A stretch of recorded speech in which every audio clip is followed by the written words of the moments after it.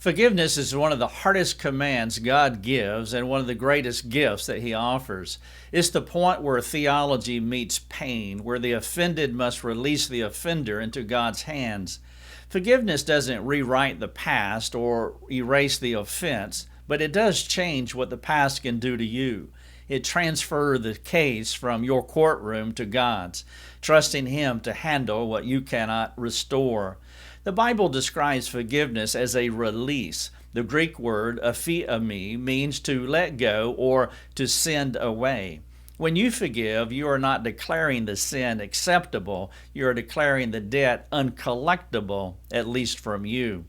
You're saying, I will no longer act as judge, jury, and executioner. This response is not weakness, it is worship. Only someone who knows they've been forgiven much can release much. Unforgiveness, by contrast, is a prison you build for someone else and end up living in it yourself. You replay conversations, sharpen arguments, and imagine vindication. The problem is that every time you do, you hand bitterness the keys to your soul. Hebrews 12:15 warns that bitterness defiles many. It doesn't just poison relationships, it poisons worship, prayer, and peace. Forgiveness is God's way of freeing you from that poison. Consider again Biff and Mabel.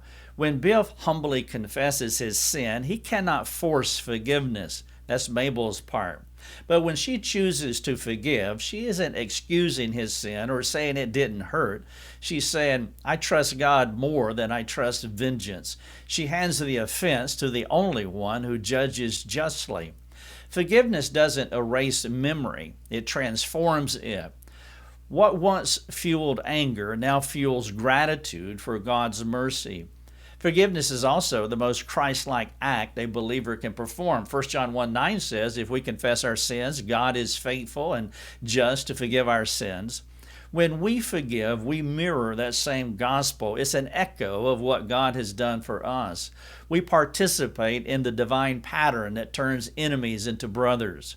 Forgiveness may not always restore trust immediately, but it restores your soul immediately. It keeps you from being conformed to the image of your offender and reshapes you into the image of your Redeemer. If forgiveness feels impossible, remember that God never commands what He doesn't empower. He has poured His Spirit into you so that you can release what He has already carried. Start where you are. Pray for the desire to forgive. If you can't yet do it, prepare your heart, and should a repentant believer come to you seeking forgiveness, imitate your Savior. Forgive them. God honors even the smallest movement toward mercy. So ask yourself today, who am I still holding accountable for a debt God has already canceled, assuming the repentant has received the Lord's forgiveness? What conversations replay in my mind that reveal I'm still clutching the case? Bring those to the cross and hear again the words that freed you. It is finished. Forgiveness isn't the end of justice, it is the beginning of grace.